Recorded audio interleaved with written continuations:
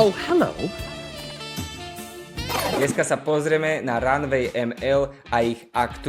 Dámy a páni, ja musím povedať, že zatiaľ som sa nestretol s lepším AI nástrojom, ktorý by ma viac bavil. Kedysi, za našich čias, bola až utópia mať motion capture spravené tak rýchlo a jedným klikom. Je až neuveriteľné, ako sa AI posúva. Poďme si ukázať, ako na to. Predtým, než skočíš do Runway ML, musíš si staviť screen svojho videa a ten screen hodiť do nanobanára.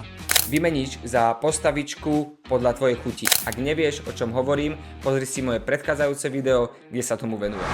Teraz stačí ísť do runwayml.com, vložíš tam video, ktoré si predtým natočil, ktoré bude slúžiť ako to hlavné, a vložíš fotku z nanobanana, ktorú si upravil.